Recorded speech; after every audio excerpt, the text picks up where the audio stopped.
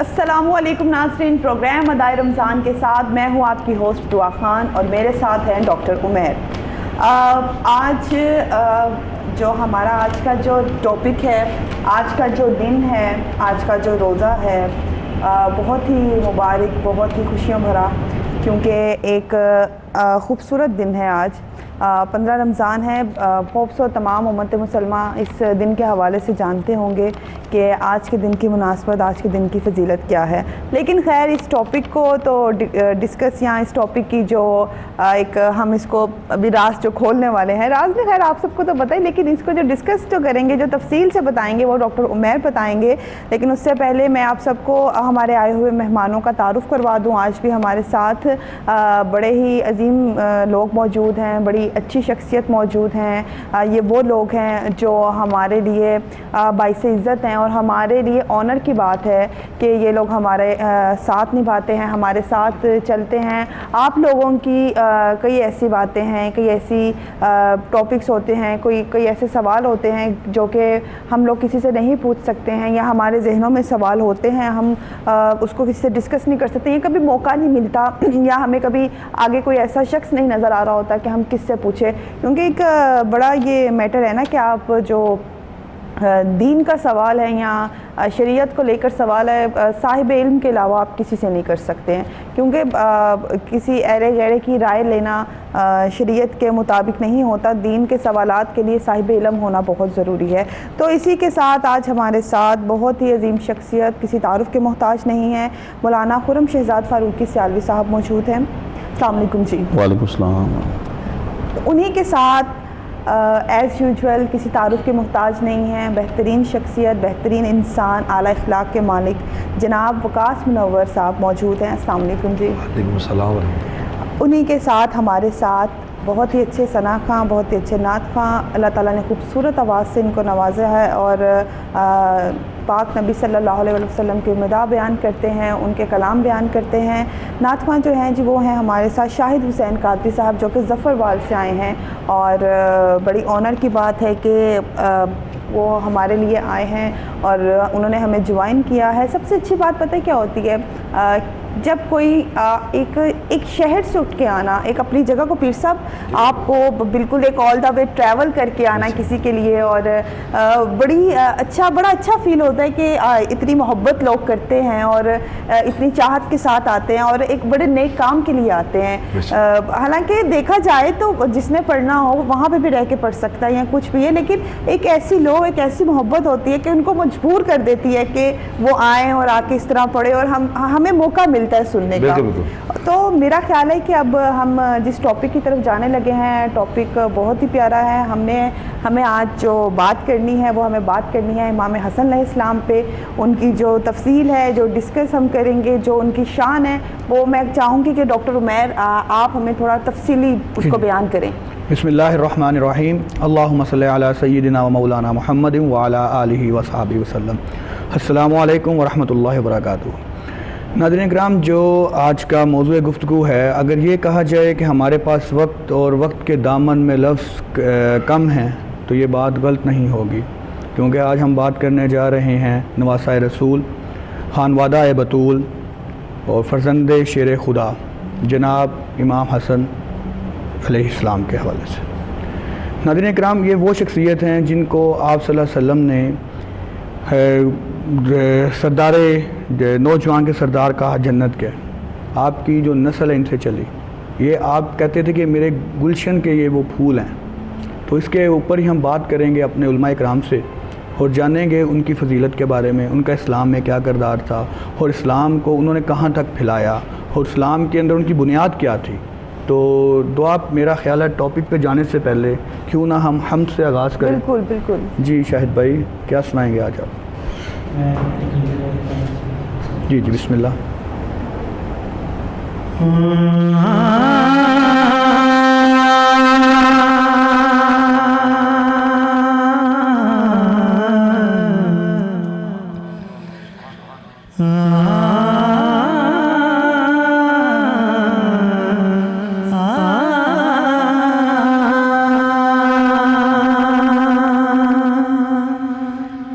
रब्बा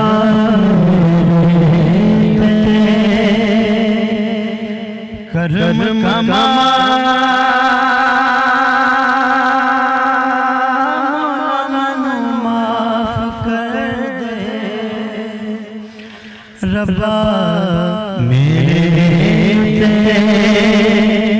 کرم کما مولا منو معاف کر دے میرے لکھا چوں دکھڑے مکا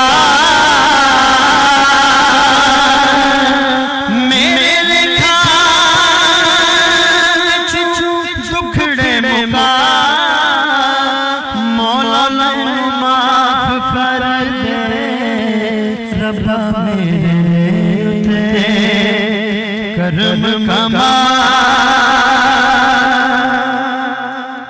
اب بیلا کو ہاتھی بھی مراوے تو مراوے تو اب بیلا کو ہاتھی بھی مراوے تو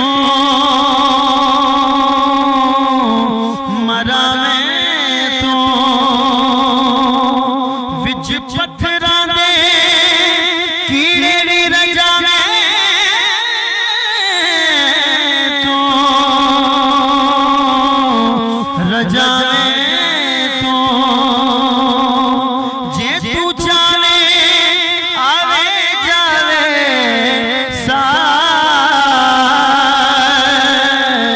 جے تو چاہے آوے جاوے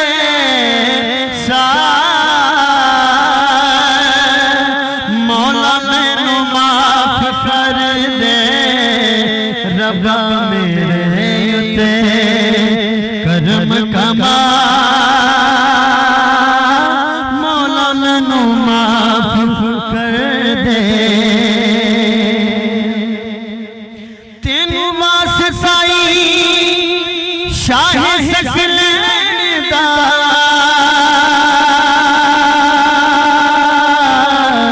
سکلین دا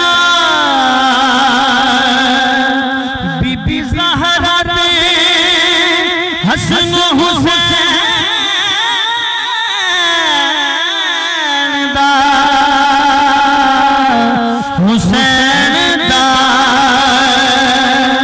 بی بی زہرا دے حسن حسین دا حسین دا دور ہوئے ہر میرے تو بابا دور ہوئے ہر میرے تو بابا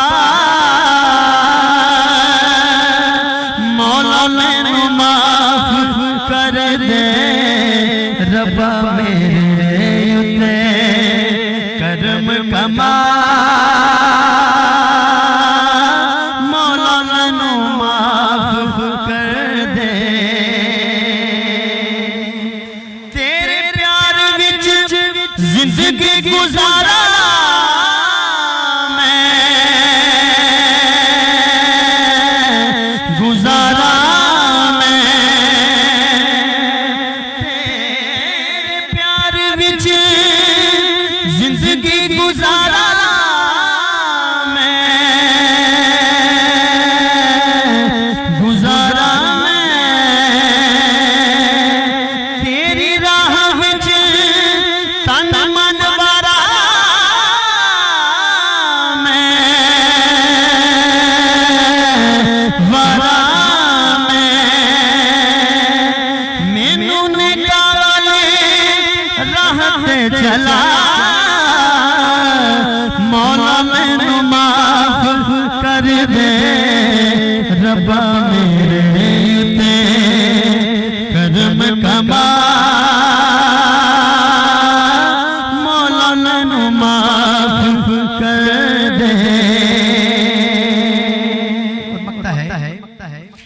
ربا سونیا میں عاجز حقیرا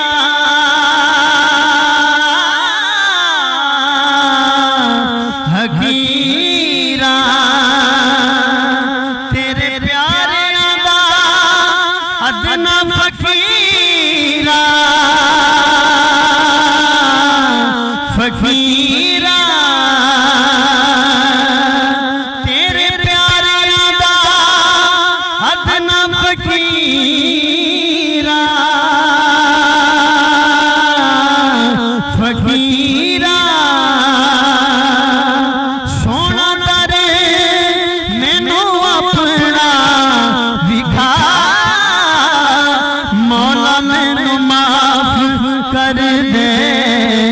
ربا میرے کرم کما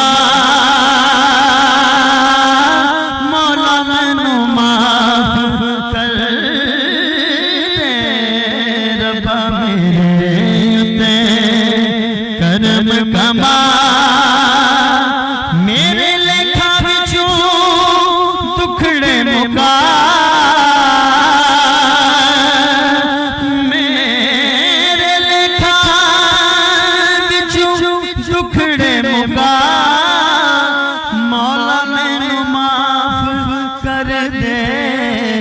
ربا میرے تے کرم کما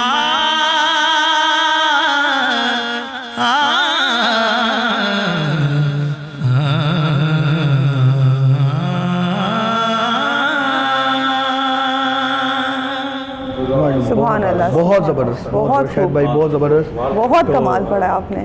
تو کیوں نہ اپنا ٹاپک کی طرف جایا جائے؟ بالکل بالکل۔ جی اچھا مولانا صاحب، جیسے کہ آپ کو پتہ لگ گیا ہے کہ ہمارا جو ٹاپک ہے امام حسن علیہ السلام کے اوپر ہے، تو کیونکہ ایسے تو ہم لوگ ہماری شخصیت ایسی نہیں ہے کہ ہم ان پہ بات کر سکیں، لیکن پھر بھی ہم کو جاننا چاہیں گے کہ آج کل کے جو کافی جو نوجوان ہیں وہ بھی اس چیز کو جاننا چاہتے ہیں کہ امام حسن کا کیا کردار تھا اسلام کی بنیادوں میں اور ان کی شخصیت کیسی تھی، ذرا اس میں بتائیے گا۔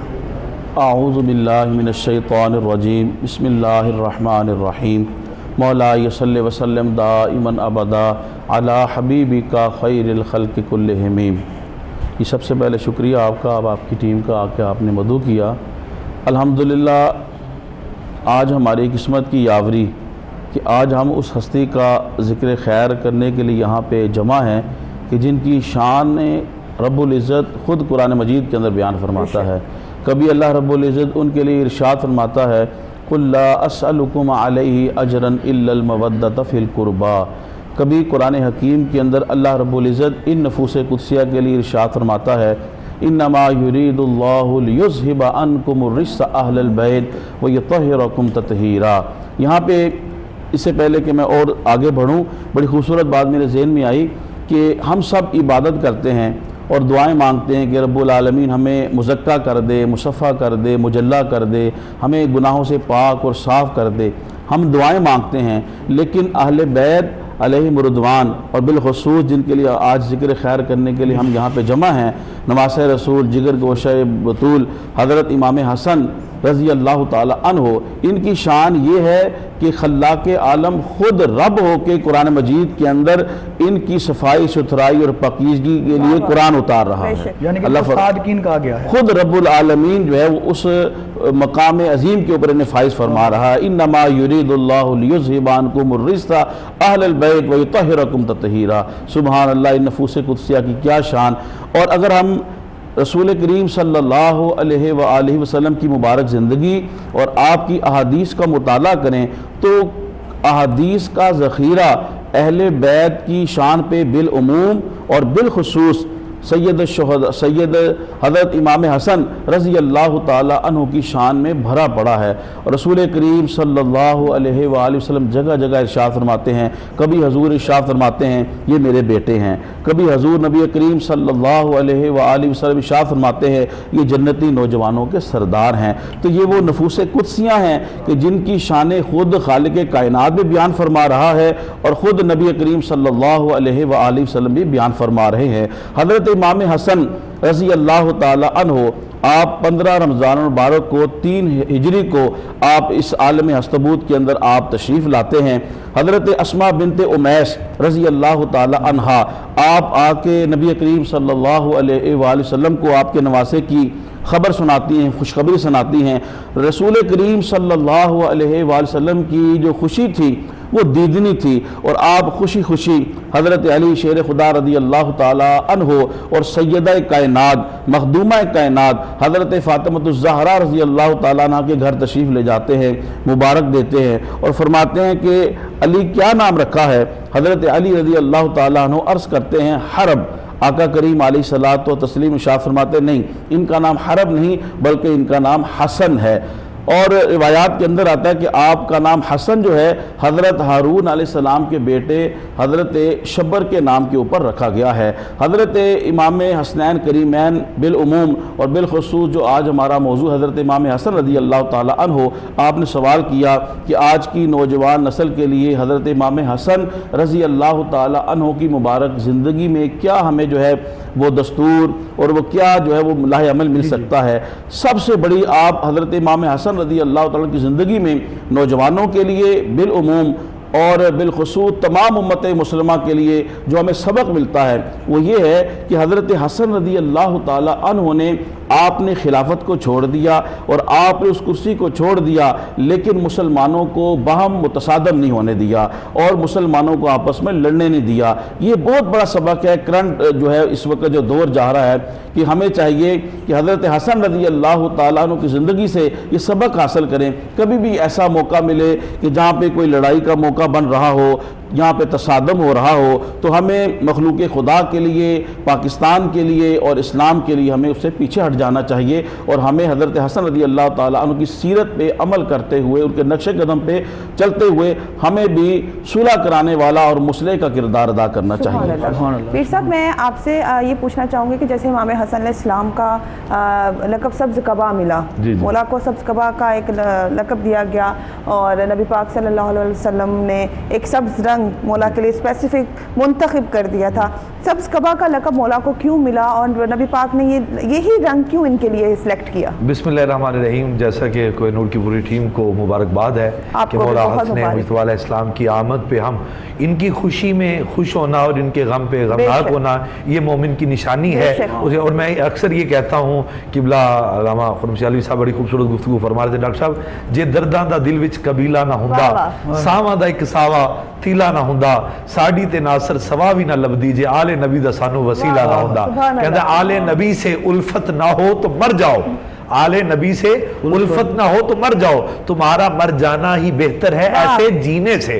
دنیا کائنات میں واحد یہ در ہے، دنیا کائنات کا امام حسن کا چونکہ آپ نے سبز قبا کا لقب، جہاں پہ امن اور شانتی کا پیغام ہوتا ہے، راحت کا پیغام ہوتا ہے، دنیا کائنات میں امام حسن سے بڑا سخی نہیں ہے۔ امام حسن مجتبیٰ علیہ السلام کی بارگاہ میں جب بھی کوئی آیا ہے، وہ چاہے اپنا آیا ہے، بیگانہ آیا ہے، امیر آیا ہے، غریب آیا ہے، شہنشاہ آیا ہے، وہ جس محبت میں آیا ہے، امام کے دروازے پر جب اس نے اپنا دست محبت دراز کیا ہے، امام نے اس کے کشانے کو بھر دیا ہے۔ اور میرے امام کے بارے میں کہتے ہیں کہ امام حسن مجتبیٰ کی طرف تشریف لے جا رہے تھے یہ سبز قبا کے والے سے، تو ایک یہودی نے کہا کہ میں نے سنا ہے کہ رسول پاک نے تیرے بڑے فضائل بیان کیے ہیں، تجھے رسول پاک نے فرمایا ہے کہ میرا اور حسن مجتبیٰ کا رشتہ محبت کا ہے، اس کے کمال محبت، علم محبت میں حسن مجھ جیسا ہے کمال۔ تو آقا کریم آپ کو اپنی تمثیل دیتے ہیں، اپنی مثال دیتے ہیں، اور جب بھی رسول پاک کے چہرے مبارک کو دیکھنا ہوتا ہے تو آپ کو چہرے سے لے کر ناف تک دیکھا جائے تو آپ رسول پاک کی شبیہ ہے، اور ناف سے لے کر پاؤں تک دیکھا جائے تو حسین مجتبیٰ آپ رسول پاک کی شبیہ ہیں۔ تو کہا جب آپ کی شکل مبارک کو دیکھتے ہیں تو رسول کریم یاد آتے ہیں، تو آپ ہمیں بتائیں کیا رسول پاک والا وہ علم آپ کے پاس بھی ہے؟ آپ نے پوچھا کیا پوچھنا کیا چاہتے ہو؟ اس نے پوچھنے والے نے پوچھا یہ جو کھجور کا درخت ہے اس کے اوپر پھل لگا ہے، آج تک میں نے کوئی ایسا عقل مند اور ایسا زیرک انسان نہیں دیکھا جو اس پھل کو گن کر بتائے کتنی کھجوریں لگی ہوئی ہیں، تو آپ بتائیں کہ یہ کھجوریں کتنی ہیں؟ امام حسن توسم فرمایا، آپ نے گن کے یوں نگاہ ماری اور نظر اٹھانے کے بعد آپ نے فرمایا یہ 712 کھجوریں لگی ہوئی ہیں۔ سبحان اللہ۔ آپ نے فرمایا کہ اس درخت کے اوپر 712 کھجوریں لگی ہوئی ہیں۔ اب وہ یہودی تھا، اس کے پاس بیٹھنے والے لوگوں نے کہا ہم حسن مجتبیٰ کی اس بات کو غلط ثابت کریں گے۔ انہوں نے کہا کیسے غلط ثابت کریں گے؟ اس نے کہا کھجوروں کو چھپا دیتے ہیں، اتاری اس میں سے چھپا دی، جب وہ کاؤنٹنگ کرتے ہیں تو پھر وہ 712 ہوتی ہیں، پھر اس میں کچھ ایڈ کی پھر وہ 712 ہوتی ہیں۔ وہ کہنے لگے ہمیں بتائیں تو صحیح حسن مجتبیٰ یہ کمال کیسا ہے؟ ہم کم کرنا چاہتے ہیں کم ہوتی نہیں، ہم زیادہ کرنا چاہتے ہیں زیادہ ہوتی نہیں۔ آپ نے کہا جنہیں گٹی رسول کے لبوں سے ملی ہو، جن کے عطے محبت پہ قرآن نازل ہوتا ہو، جن کی دلیل محبت کو قرآن بیان کرے، جن کے وصف کو قرآن بیان کرے، جن کی آمد کو قرآن بیان کرے، جن کی ذات پہ دنیا کائنات کی ہر چیز درود بھیجے، اس محمد و آل محمد کی زبان سے نکلی बात गलत नहीं हो सकती। उसी हसन मुज्तबा से आपने पैगाम है और आपने कमाल पैगाम दिया उम्मत को। आप फरमाते हैं दुनिया कायनात वालों, हसन जैसा, मेरे आका करीम ने फरमाया है ना कि मेरे अगर गरीब को देखना हो तो हुसैन को देखना, मेरे सखी को देखना हो तो मेरे हसन को देखना। सखावत का ये आलम है, फ्याजी का ये आलम है कि एक साइल ने आकर सवाल किया इमाम हसन मुज्तबा से कि इमाम मुझे कुछ अता करें। आपने कहा तुझे चाहता क्या है? कहने लगा अता कर दे, जो आप अता करेंगे मैं अपनी उस पर कुर्बान मोहब्बत हो जाऊंगा। तो आपने फरमाया तू जो मांगेगा मैं अता कर दूंगा। अब वो कहने लगा मौला जो मैं मांगूंगा वो आप अता कर देंगे? फरमाया हाँ अता कर दूंगा। अब हसन मुज्तबा की जुबान अतर से जुमलों का निकलना था। उसने एक दफा सोचा कि दुनिया की सबसे मुश्किल तरीन चीज मांगता हूं। अब मांगना क्या था? उसने दुनिया का जर मांगना था। कहने लगा मौला ये जो बकरियों का रेवर है ये मुझे सारा अता कर दे। मौला ने कहा बस इतना सा काम है, जा ले जा। अब जब लेकर चलने लगा तो उसने जाकर अपने कबीले को बताया नबी तो नबी है, उसका नवासा ही कमाल है। तो उससे मैंने सवाल किया तो सारा रेवर ही अता कर दिया। तो सब कबा का इसलिए कि अमन और मोहब्बत की जहां पे बात हो वहां पे हसन मुज्तबा की जात होगी, जहां पे दुनिया का उम्मत की सुलह की बात हो वहां पे हसन मुज्तबा की जात होगी, जहां पे कमाल इल्म की बात हो वहां पे हसन मुज्तबा की जात होगी। और ये वो देखिए यहाँ पे मैं विलादत पे किबला उस्ताद मोहतरम एक जुमला कहना चाहूंगा कि दुनिया कायनात में हर बच्चा जब पैदा होता है, विलादत होती है, तो उसके पैदा होने के बाद उसकी मां नापाक होती है, वो जगह नापाक होती है कि वहां पे जहां पे रचगी का आलम हो वहां पे कोई बंदा नमाज अदा नहीं कर सकता। हत्ता कि इवन के 40-40 डेज वो खौतून जिसके यहाँ बच्चे की विलादत हुई है, इस्लाम ने फिका में शरीयत में लिखा है कि वो औरत नमाज नहीं पढ़ सकती। इधर हसन मुज्तबा पैदा हुए, उधर सैयदा ज़हरा ने नमाज ज़ोहर की अदायगी के लिए मुसल्ले पे आ गई। इधर हसन मुज्तबा आपने भी वजू भी नहीं किया। उम्मे सलमा कहती हैं कि या रसूल अल्लाह आप ही ने तो हमें बताया है कि बच्चा पैदा हो तो औरत को इतने अयाम तक वो औरत नापाक है, उसके अंदर से खून आता है, इसलिए करके वो नमाज में नहीं जा सकती। तो सैयदा खतून जन्नत ने इधर हसन मुज्तबा पैदा हुए हैं, उधर नमाज के लिए मुसल्ले पे आ गई हैं। तो रसूल खुदा ये क्या है? तो मेरे आका करीम ने फरमाया यही तो मैं बताना चाहता हूं, जो तुम्हारे यहाँ पैदा हो वो पलीत आते हैं, जो फातिमा के घर आए वो पाक आते हैं। तो इसलिए कहा कुछ पाक होने आते हैं, कुछ कायनात को पाक करने आते हैं। और इन्हीं के लिए आयत ततहीर ने आकर साबित कर दिया जो दुनिया कायनात को पाक करें उन्हें हसन कहते हैं, जो दुनिया को जीने का सलीका दे उन्हें हसन कहते हैं, जो मोहब्बत की रिफत की मिराज करवाए उन्हें हसन कहते हैं, जो आंखें मोहब्बत का नूर बन जाए उन्हें हसन कहते हैं, अरे जिसे नबी कंधों पे सवारी करवाए उन्हें हसन कहते हैं। सुभान अल्लाह। पीर साहब आपने माशाल्लाह इतने खूबसूरत तरीके से जो शान मौला हसन अलैहिस्सलाम बयान की है, मेरा ख्याल है कि आज फिर आपको एक दफ़ा दाद ज़रूर बनती है क्योंकि आप हक रखते हैं। और आपने बड़ी प्यारी बात की कि जब इमाम हसन अलैहिस्सलाम के दर पे कोई भी आता था तो मौला ने कभी खाली नहीं जाने दिया। एक बात ऐड कर रहा हूँ बड़ी अहम है। एक दफ़ा इमाम से एक दुश्मन भी कैसा कि उसका अक्ल और उसकी मावराए दुनिया कायनात में इमाम एक सफ़र में उसकी हज़रत इमाम से कोई बात पे नाराज़गी हो गई। अब वो ज़रूरतमंद हुआ। ज़रूरतमंद क्या हुआ कि उसने किसी का कर्जा देना, वो जिससे का कर्जा देना है उस बंदे ने कहा या तो अपने ये बाग मुझे दे दे या कर्जा दे दे। अब वो इमाम हसन की तरफ देख के कहता है अगर मेरा बाग चला गया तो मेरा रोज़गार चला जाएगा, यहाँ से मैं कमाता हूँ, यहाँ से मैं खाता हूँ। तो इमाम हसन ने फरमाया तू तो फलां मकाम पे मेरे बारे में अच्छा नहीं सोचता था, तो अब क्या हुआ? कहने लगा मौला मुझे पता है कि रसूल पाक ने कहा है जो दुनिया कायनात में माफ़ी मोहब्बत का ऐलान कर दे ये मेरा बेटा हसन है। तो मैंने उस फरमान को सुना था तो इसलिए मैं आपके दर पे आ गया हूं। तो इमाम ने फरमाया जो तुझसे कर्जा लेने वाला वो किधर है? वो आया तो इमाम ने फरमाया अपने ऊंटों से फरमाया यहां से ले जाओ, इसका कर्जा उतार दो। अब उसने एक जुमला कहा है, दुनिया कायनात की भी तारीख में ये जुमला इसकी सुनहरी हरूब में लिखा जाएगा। इमाम हसन से कहता है ए हसन तेरे दिल की जो तहारत है और तेरी मोहब्बत की जो तहारत है उसकी मिसाल नहीं कि तूने दुश्मन का भी कर्जा उतार दिया। वाह वाह वाह वाह। बेशक अहले बैत और मासूमीन ये पीर साहब वो मौलाना साहब आपने सही फरमाया कि इनके दर से खाली कोई तसव्वुर भी नहीं है कि अहले बैत वो है कि कभी हिस्ट्री में भी कोई ऐसी चीज नहीं है कि कोई इनके दर पे पहुंचा हो तो कभी मौला ने या किसी ने भी दौर की बात की जाए ना तो कोई ऐसा ना बादशाह है ना कोई ऐसा हर कोई किसी आपका वजीर होगा कि जो इस तरह सखावत कर सके।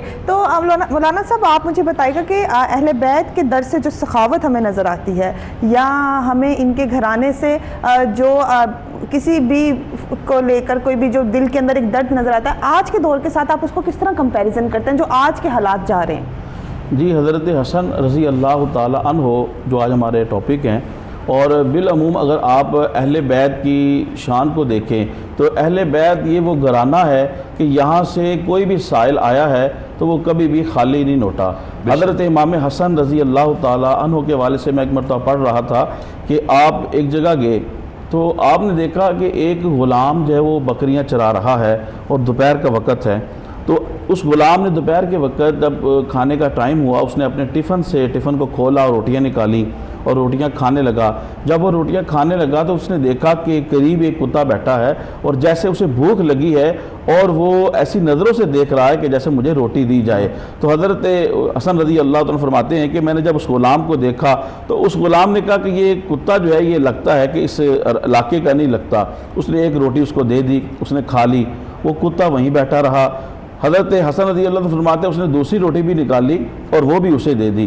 جب دونوں روٹیاں اس کتے نے کھا لی اور وہ چلا گیا، اس کے ٹفن میں کچھ باقی نہ بچا، تو حضرت امام حسن رضی اللہ تعالی عنہ نواسہ رسول، جگر گوشہ بطول، نور نظر سیدہ طیبہ فاطمۃ الزہراء رضی اللہ تعالی عنہ وسلام اللہ علیہا، حضرت امام حسن فرماتے ہیں مجھے اس کی عادت بڑی اچھی لگی، میں اس کے قریب گیا اور قریب جا کے پوچھا کہ تو خود بھوکا تھا، تو نے ایک روٹی بھی اسے دے دی، دوسری بھی اسے دے دی، کیا وجہ ہے؟ اس نے کہا روزانہ میں بکریاں چراتا ہوں، یہاں پہ آ کے کھانا کھاتا ہوں، یہاں پہ میں نے محسوس کیا کہ اس علاقے کا نہیں لگتا، یہ دور سے آیا اور بھوکا ہے۔ جب میں نے اسے ایک روٹی دی تو یہ بیٹھا رہا، میں نے سمجھا کہ ابھی اس کی بھوک باقی ہے، تو میں نے اسے دوسری بھی دے دی اور یہ اپنا پیٹ بھر کے چلا گیا۔ حضرت امام حسن رضی اللہ تعالیٰ عنہ کی سخاوت دیکھیں کہ آپ فرماتے ہیں کہ مجھے اس کی سخاوت کا یہ اتنا عالم پسند آیا کہ میں نے کہا ذرا ٹھہرو۔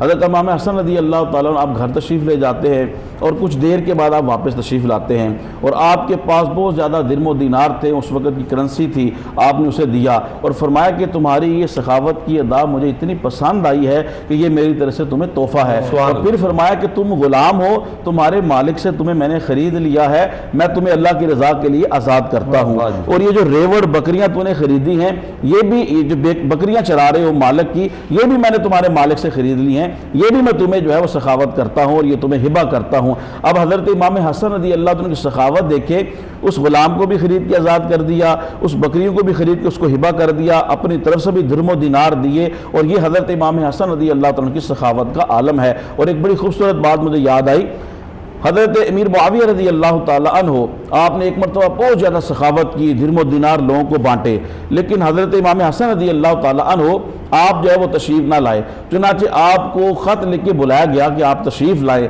چنانچہ حضرت امام حسن رضی اللہ تعالیٰ عنہ آپ شام کے وقت تشریف لائے حضرت امیر معاویہ رضی اللہ تعالیٰ عنہ کے پاس۔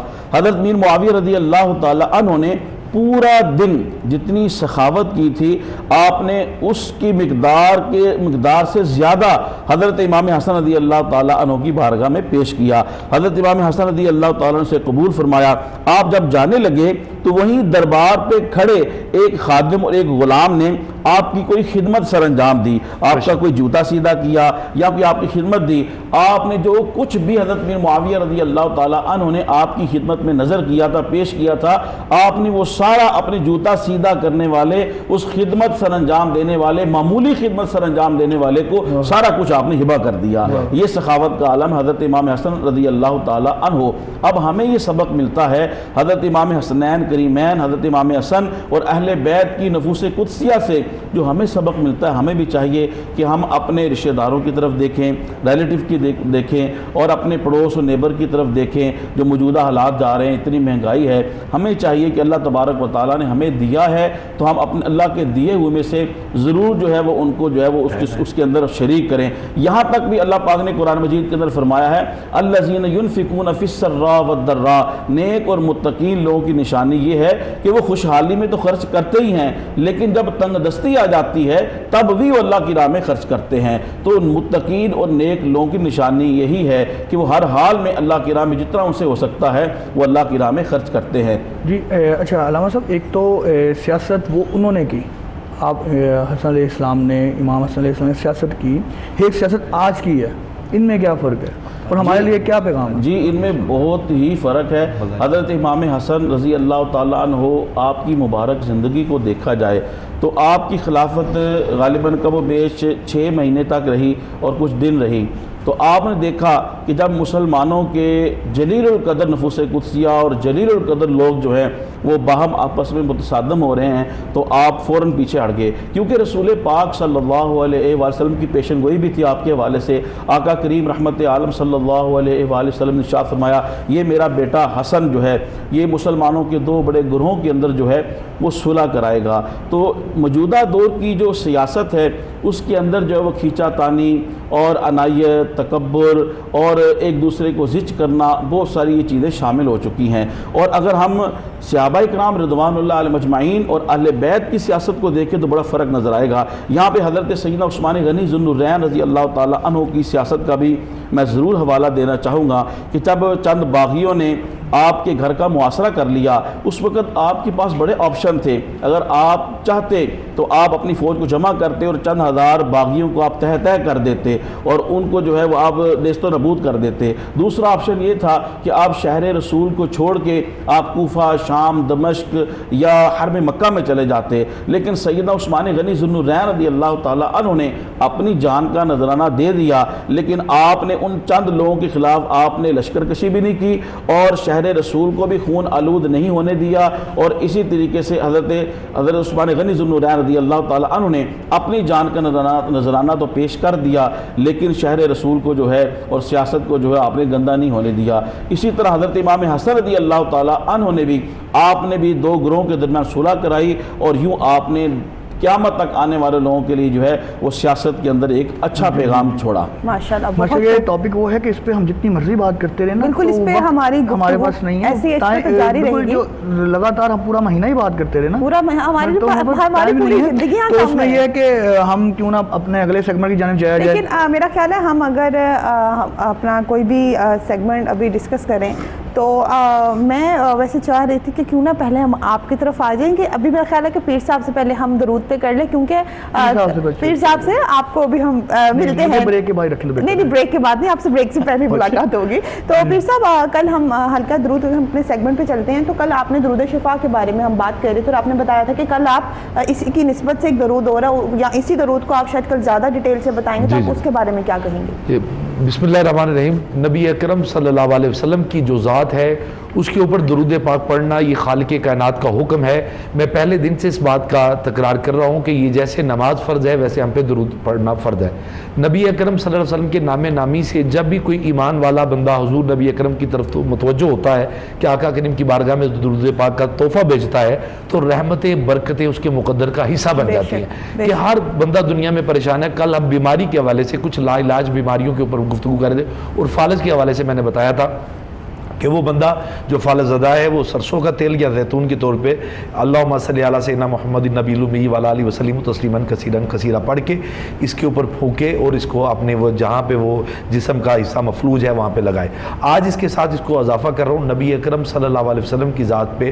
اس پہ بعض لوگوں نے کہا جی ہمیں اتنا لینتھی نہیں پڑھا جاتا، واٹس ایپ پہ میسیج تھے، کوئی مختصر ہمیں بتائیں. تو اس کے لیے میں مختصر بتا رہا ہوں درود شفا کے ساتھ اس کو اٹیچ کر کے صلی اللہ محمد وآلہ وسلم اس کو ایڈ کریں گے. صلی اللہ محمد والے وسلم. یہ اسی درود کے ساتھ آگے پڑھنے کے لیے سیپریٹ ہے. اگر وہ نہیں پڑھ سکتے مشکل لگتا ہے، بعض لوگوں کی زبان پہ نہیں چڑھتا، بالکل آپ کہتے ہیں وہ کہتے ہیں شارٹ کٹ ہو جائے، مختصر ہو جائے تاکہ ہم پڑھ سکیں اور کر سکیں. تو ان کے لیے یہ ہے کہ یہ درود پاک کو کسی بھی تیل کے اوپر یا زیتون کے اوپر لے کر اس کا وظیفہ مکمل کریں، پڑھیں. اس کو میں نے 500 مرتبہ اس کی تعداد میں نے بتائی تھی کہ اس کو 5 اگر ہر نماز کے وقت کر لیا جائے یا ایک ہی جگہ پہ بیٹھ کر اس کو کر لیا. اب جو اگلی بات نبی اکرم صلی اللہ علیہ وسلم درود پاک کے حوالے سے فضیلت بیان کی ہے، حضرت ابو دردہ رضی اللہ تعالیٰ صحابی رسول ہیں، ان سے یہ مروی ہے حدیث مبارکہ. وہ کہتے ہیں کہ نبی پاک صلی اللہ علیہ وسلم سے پوچھا یا رسول اللہ علیہ وسلم کوئی ایسا بندہ بھی ہے جس کے لیے اللہ آسمان کے دروازے، بخشش کے دروازے، رزق کے دروازے، شفا کے دروازے کھول دیتا ہے؟ کوئی ایسا عمل بھی ہے جس پہ اللہ پاک اپنی رحمتوں کے برکتوں کی بارشیں کر دیتا ہے اور وہ بندہ گننا بھی چاہے؟ کہتے ہیں کہ حضرت نبی اکرم صلی اللہ علیہ وسلم نے فرشتے سے معراج کی की शब मुलाकात की, उस फरिश्ते से पूछा कि तुम्हारे पास क्या पावर है।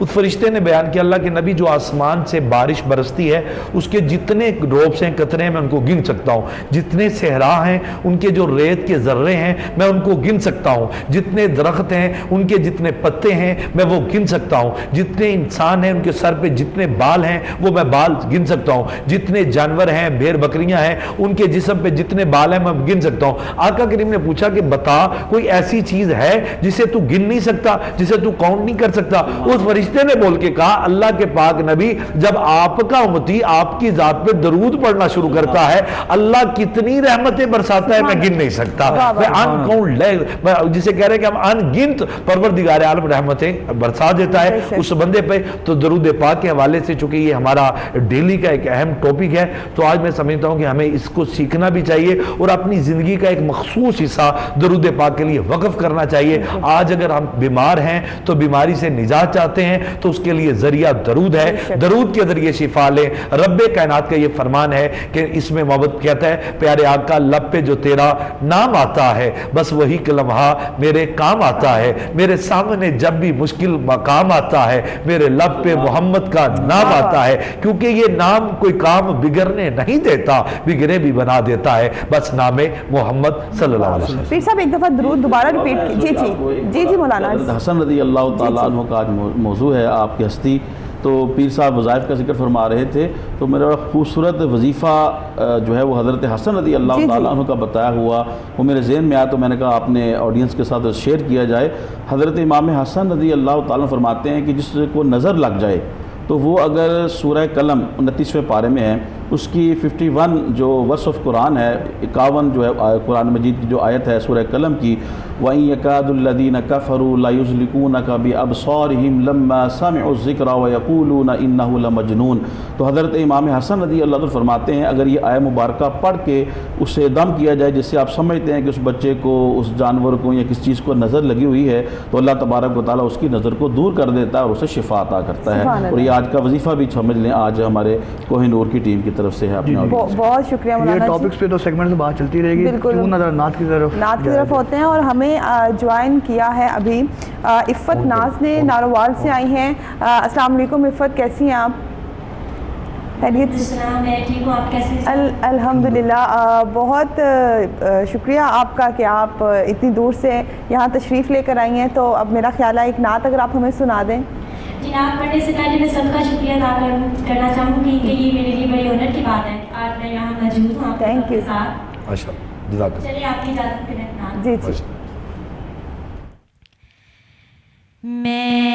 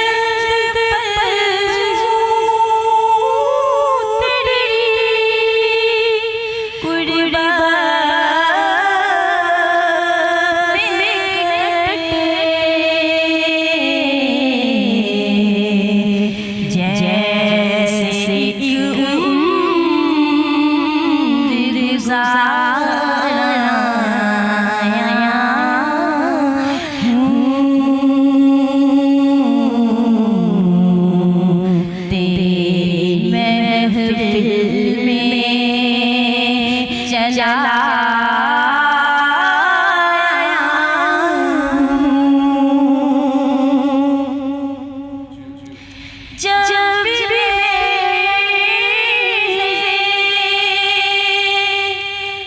मदीना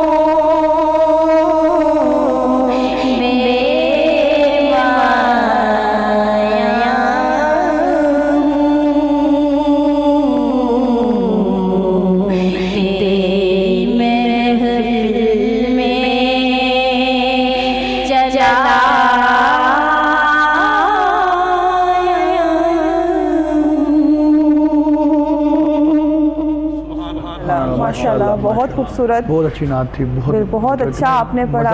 बिल्कुल। अब मेरा ख्याल है कि वो जो हमारा है सेगमेंट तस्बीहात रमज़ान, उससे से चलें। मौलाना साहब और पीर साहब, आप लोगों से ये है कि आज की जो हमारी तस्बीह है या अल्लाह हो या सत्तार, इसकी जो क्वांटिटी है और किस टाइम में पढ़ना चाहिए और किस मुश्किल में है। हर तस्बीह तो जब मर्ज़ी पढ़ते रहें, लेकिन कुछ तस्बीहों की हर कोई नौयत होती है कि इस टाइम पे पढ़ सकते हैं, इसमें ये प्रॉब्लम है, इस प्रॉब्लम में आप पढ़ सकते हैं। ज़्यादा तफसील उसको बताइएगा। रब्बे कायनात का ये वस्फ़ है, मालिक कायनात अपने बंदों के गुनाहों से पर्दा नहीं उठाता। मालिक कोई भी हम गुनाह करते हैं, कोई गलती करते हैं, तो मालिक कायनात उस पर पर्दा पोशी करता है। और इसी पे रूमी कश्मीर मियाँ साहब रहमतुल्लाह तआला ने एक जुमला कहा था, एक गुनाह मेरा मापे वेखे वो देवे देश निकाला, लख गुनाह मेरा मौला वेखे वो पर्दे पावन वाला। अगर हमें किसी के एक ऐब का पता चल जाए तो हम जब तक उसे बयान न कर लें हमें नींद ही नहीं आती, हमें खाना हजम ही नहीं होता। हम ये ना बता लें उसमें ये ऐब है, ये है। परवरदिगार आलम ने अपनी सिफ्त को, अपने कमाल को इंसानियत के लिए ऐसा मरकज़ रखा है कि जो बंदा चाहता है कि मेरे गुनाहों पे पर्दापोशी होती रहे, दुनिया में भी, कब्र में, हशर में मालिक मुझे अपनी रहमत के ढांप ले, चूँकि हर बंदा कहीं ना कहीं उससे ऐसी गलती होती है, ऐसे गुनाह होते हैं, ऐसे मामलात होते हैं जिससे परवरदिगार आलम की बारगाह में वो गुनाहगार लिखा जाता है। और गुनाहगार के लिए ये वजीफ़ा इतना वो कह लें मुफीद है, इतना मुशर्रफ है कि इससे बढ़ के और वजीफ़ा नहीं कि हर बंदा अपनी बारगाह में, रब की बारगाह में इल्तिजा करता है, या अल्लाह या सत्तार, ए पर्दापोशी करने वाले रब मेरे गुनाहों पे पर्दापोशी पर। यही नहीं है कि यहाँ पे आपके गुनाहों पे पर्दापोशी है, आपके इल्म की कमी है। हो सकता है कि आपकी वहाँ पे जहालत हो, आपकी रिज्क में आप गरीब हो, आप अमीर ना हो, तो परवरदिगार आलम दुनिया के हर उस जगह पे जहाँ पे आपको दुनिया देखना चाहती है, मालिक वहाँ पे आपकी सतर करे, वो पर्दापोशी करे और आपके ऐब को कम करे। जैसे हम कहते हैं कि हर इंसान चाहता है कि मैं दुनिया के सामने, एक चेहरे के सामने एक बड़ा आला इंसान दिखूं, तो इसको हज़रत इमाम गज़ाली ने लिखा है कि अगर कोई बंदा इस वजीफ़े को अपना ले, वो दुनिया के सामने एक आला सिफ्त में, आला शक्ल में नजर आना शुरू हो। सत्तार की वजीफ़ा तदाद में बता दूँ, जैसा आपने कहा कि सत्तार पढ़ने के फ़ायदे क्या हैं, या अल्लाह की ये जो इसमें ये सिफ्त है, इस पर एक बड़ा खूबसूरत वाक़या, हज़रत बड़ा मारूफ वाक़या, हज़रत मूसा अलैहिस्सलाम के ज़माने में एक कहत साली पड़ गई तो बड़े परेशान थे, तो अल्लाह ने फरमाया कि इसमें एक ऐसा गुनाहगार बंदा है जिसकी वजह से मैं बारिश नहीं बरसा रहा। तो सारे लोग इकट्ठे हो गए, अपनी फैमिलीज़ को लेके मैदान में इकट्ठे हो गए, अल्लाह से तौबा और इस्तिग़फ़ार करते हैं। मूसा अलैहिस्सलाम फरमाते हैं कि जो तुम में से एक ऐसा बदबख्त बंदा है जिसकी वजह से अल्लाह तबारक व तआला ने सबको बारिश से महरूम रखा हुआ है, तो वो इस मजमे से निकल जाए, इस मजमे से। उसने कहा कि अगर मैं निकल गया तो मैं तो शर्मसार हो जाऊंगा। उसने सच्चे दिल से अल्लाह की बारगाह में तौबा की, अल्लाह से माफ़ी मांगी, तो कुछ देर गुजरी नहीं थी कि बारिश बरसना शुरू हो गई। रब्बुल इज़्ज़त की बारगाह में मूसा अलैहिस्सलाम ने अर्ज़ किया, बारे इलाह वो बंदा निकला भी नहीं और तूने अपनी रहमत की बारिश को बरसाना शुरू कर दिया। अल्लाह तबारक व तआला इतना सत्तार है, इतना सत्तार और इतना रहीम व करीम है। अल्लाह तबारक व तआला फरमाता है, मूसा जिसकी वजह से पहले बारिश नहीं बरसा रहा था, अब उसी की वजह से बारिश बरसा रहा हूँ। तो मूसा अलैहिस्सलाम अर्ज़ करते हैं कि परवरदिगार आलम, तेरा मकबूल बंदा कौन सा है कि जिसकी वजह से तो बारिश बरसा रहा है? तो अल्लाह पाक फरमाता है, मूसा जब वो गुनाहगार था उस वक़्त मैंने उसके ऐबों से पर्दा नहीं उठाया और सत्तारी की, मेरी सिफ्त है सत्तार। तो अब तो वो तौबा करके मेरा मकबूल बंदा बन गया है, अब मैं कैसे उसके ऐबों से पर्दा उठा दूँ? तो ये आज का जो टॉपिक है सत्तार, अल्लाह तबारक व तआला का तदाद जो है, किबला साहब की बात को मुकम्मल करते हुए उसकी तदाद के हवाले से है। इसके ऊपर मुख्तलिफ सूफिया की अपनी आरा है, खुसूसन सिलसिला नक्शबंद के बड़े हमारे बुज़ुर्ग हुए हैं, हज़रत इमाम रुबानी मुजद्दद अल-सानी रहमतुल्लाह तआला। तो आपके एक खलीफा से आपने फरमाया कि वो कहता था, हज़रत मुझे कोई ऐसा वजीफ़ा बताएं कि जिससे परवरदिगार आलम मेरी दुनिया और आखिरत में सतारी करे। तो किबला आलम फरमाते थे कि अगर आप 1100 मरतबा इस तस्बीह को ज़िंदगी का मामूल बना लो तो रब्बे कायनात आखिर वक़्त तक परवरदिगार आलम तुम्हारे उन ऐबों से, तुम्हारे उन गुनाहों से मालिक कायनात पर्दापोशी रखेगा। और ये वजीफ़ा इमाम रुबानी मुजद्दद अल-अफ़सानी रहमतुल्लाह ने 1100 की तस्बीह का कहा। इस इसम की जो तादाद है हरूफ की, उसके मुताबिक भी पढ़ सकते हैं। जैसे इसके अंदर सत्तार, सीन, ते, अलिफ, रे है, तो हरूफ अबजद की जो तादाद हैं वो किसी भी साहिब इल्म से जो नहीं जानते वो पूछ लें। तो ये भी एक तरीक़ाकार सूफ़े इकराम बताया है कि अल्लाह तबारक व तआला के जो अस्माए गिरामी हैं उनके हरूफ की जो तादाद है उसके मुताबिक भी अगर इस लफ्ज़ को, इस मुबारक इसम को पढ़ा जाए तो यकीनन दीन और दुनिया की बरक़ात मुयस्सर आएंगी। बहुत अच्छा, बहुत मज़ा है कि जो अगर तस्बीह बता रहे हैं बिल्कुल उसमें लोग कायदा पढ़ भी रहे हैं और ना मैसेज आते हैं। सबसे अच्छी बात ये है कि डेली पीर साहब नई से नई जो तस्बीह आप बताते हैं या आप जो दरूद बताते हैं तो लोग इसको आप फॉलो कर रहे हैं और कहीं ना कहीं शायद डॉक्टर उमैर भी फॉलो करते होंगे। वैसे आपको करना चाहिए, आप पीर साहब से जितने सवाल जवाब करते हैं ना आपका बनता है कुछ ना कुछ फॉलो करना। डॉक्टर मैं करता हूं, पीर साहब पढ़ते हैं ना। आज आपने ये तस्बीह लाजमी पढ़नी। पीर साहब आपने इनसे कल यकीनी या अल्लाह या सत्तार, सारे एक दफ़ा पढ़ लेते हैं, या अल्लाह या सत्तार। आप तस्बीह पढ़ती हैं? मैं कौन सी पढ़ती हूँ? मैं अल्हम्दुलिल्लाह काफ़ी ज़्यादा पढ़ रही होती हूँ। मैं कौन कौन सी बताऊँगी। खैर अब मेरा ख्याल है कि फाइनली टाइम शायद अब आपके सेगमेंट का हो गया, तो हमें आपका सेगमेंट डिस्कस कर लेना चाहिए। आज का सेगमेंट मैंने करना था, आज डॉक्टर महा नहीं है, आज का सेगमेंट आप ही करेंगे। तो जैसे कि रोज़ा और सेहत हमारा सेगमेंट है, उसके ऊपर डॉक्टर उमैर से मैं आज पूछूंगी कि डॉक्टर उमैर कमर दर्द बड़ी कॉमन, जी हर एक से दूसरे बंदे का मसला कमर दर्द है, तो ये क्यों होती है, इसकी वजह क्या है और इसका आप डेली लाइफ में इलाज क्या कर सकते हैं? بسم اللہ الرحمن الرحیم. سب سے پہلے تو یہ دیکھ لیں کہ کمر درد کی ریزن کیا ہوتی ہے. جو مین ریزن ہوتی ہے سب سے پہلے آپ کا پوسچر ہوتا ہے کہ اس وجہ سے آپ کو پرابلم ہو سکتی ہے.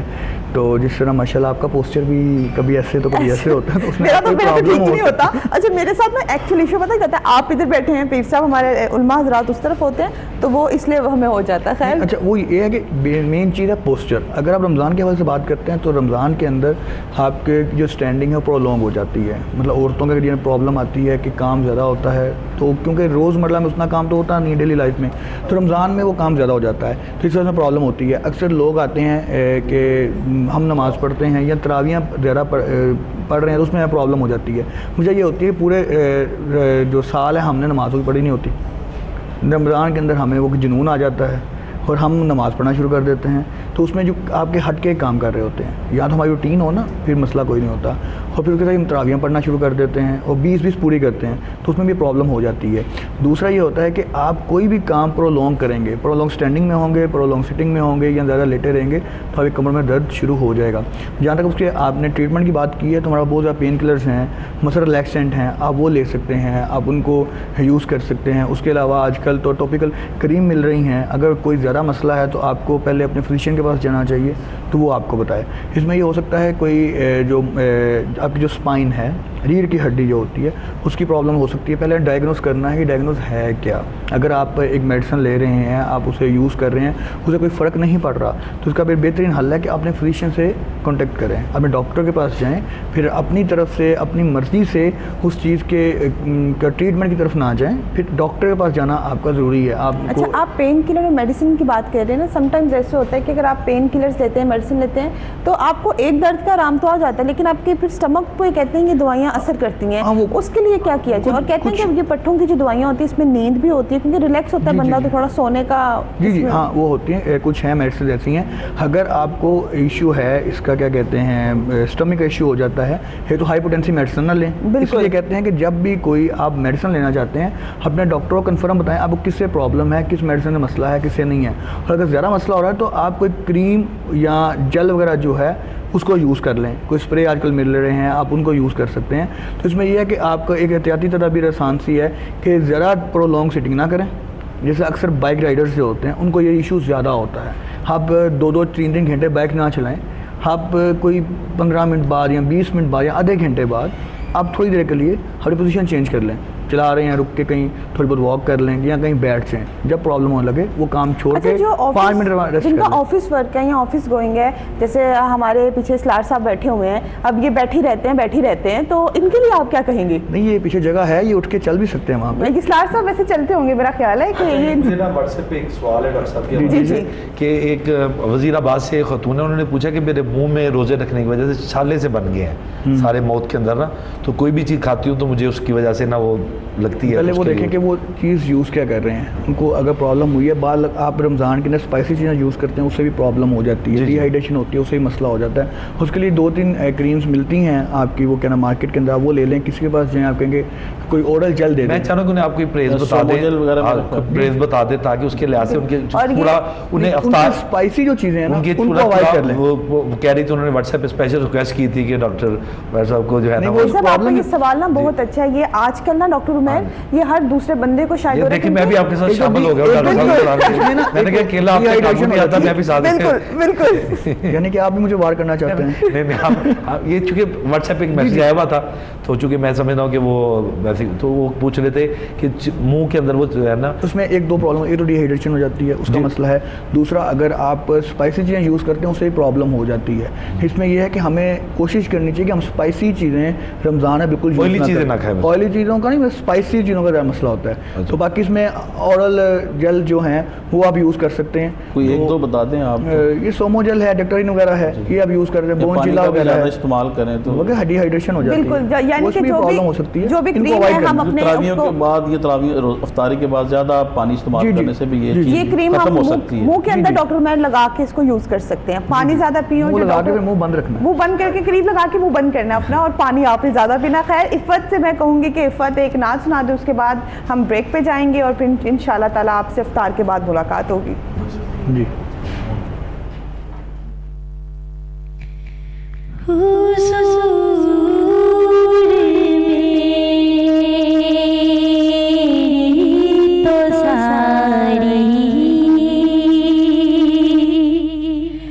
बहार आपसे है, हुजूर मेरी तो सारी बहार आपसे है।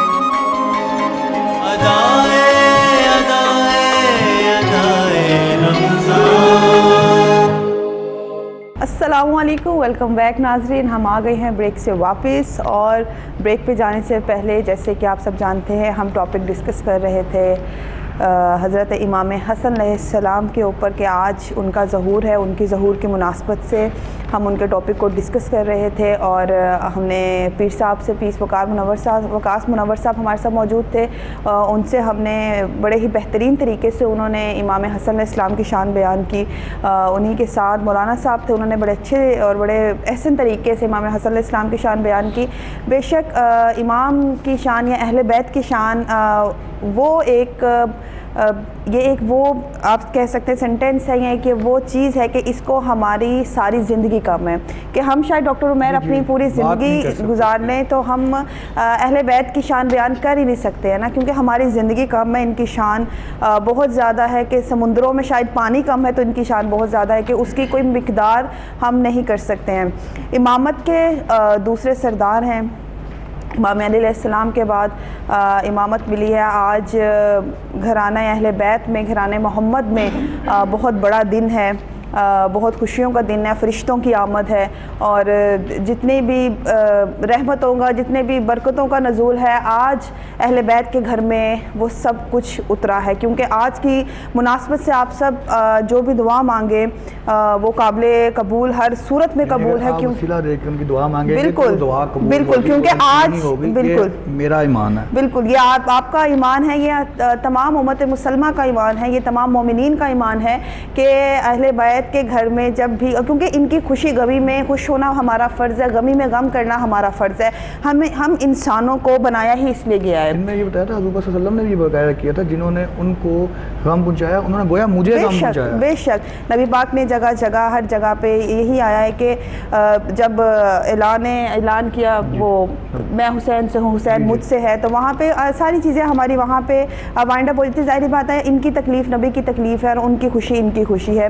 तो मैं इस गुफ्तगू को शायद मेरे से ज़्यादा बेहतर, मैं तो एक वो कहते हैं ना आटे में नमक के बराबर भी तारीफ़ नहीं कर सकती हूँ, लेकिन हमारे साथ जो बहुत ही मुअज़्ज़ज़ शख्सियत हैं, किसी तारुफ़ के मोहताज नहीं हैं, जनाब founder of logician Islamic research foundation, member of Ittehad बैनुल Muslimeen committee of government of Punjab, research scholar है, मोटिवेशनल स्पीकर हैं जनाब मौलाना अल्लामा इमरान अब्बास मुज़ैरी साहब हमारे साथ मौजूद हैं।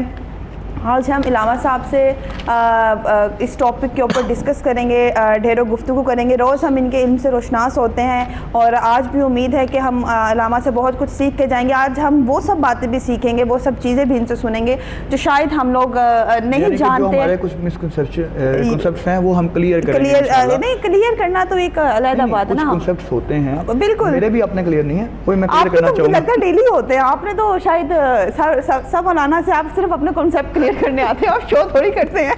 खैर उन्हीं के साथ बहुत ही मुअज़्ज़ज़ शख्सियत हमारे साथ मौलाना मोहम्मद इकबाल कादरी साहब मौजूद हैं, और हमें शकरगढ़ से ज्वाइन किया है, यहाँ तक आए हैं हमारे पास हाफिज़ मोहम्मद तारिक सलीम साहब, बहुत अच्छे सना खां हैं, बहुत अच्छे नात खां हैं, बेहतरीन आवाज़ अल्लाह ताला ने इन्हें अता की है। तो मैं इनसे गुजारिश करूँगी कि आप हमें एक नात सुना दें।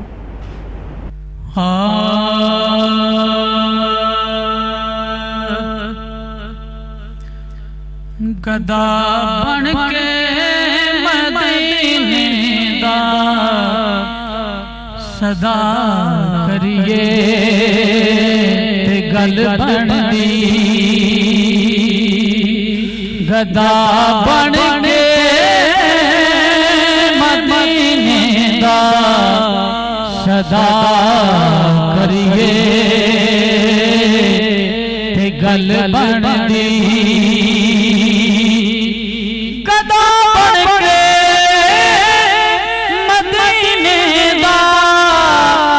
सदा करिए ते गल बनदी,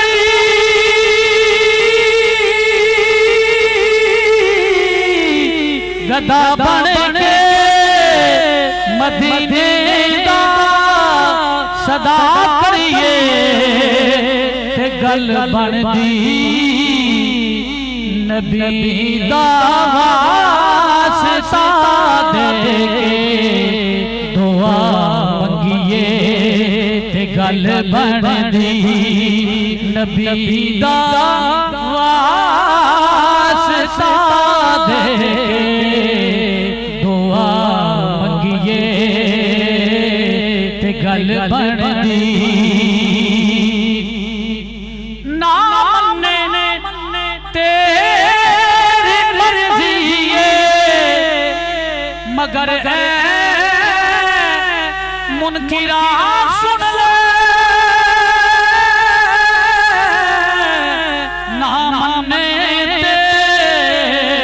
تیری مرضی ہے مگر اے منکرہ سن لے نبی دی آل دا ادب و حیا کریے تے گل بن دی نبی دی آل دا ادب و حیا کریے تے گل بن دی نبی دا واسطہ دے دعا منگیے تے گل بن دی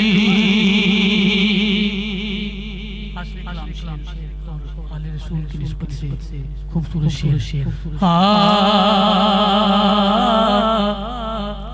حسین ابن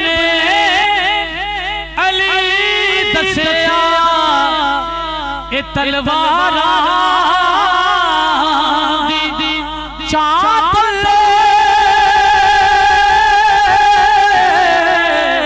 حسین ابن علی دسیا اے تلواراں دی چاہت نماز عشق دے سجدے ادا کریے تے گل بن دی نماز عشق دے سجدے ادا کریے تے گل بن دی فقط اللہ دی چاہت نال کوئی مومن نہیں ہو سکتا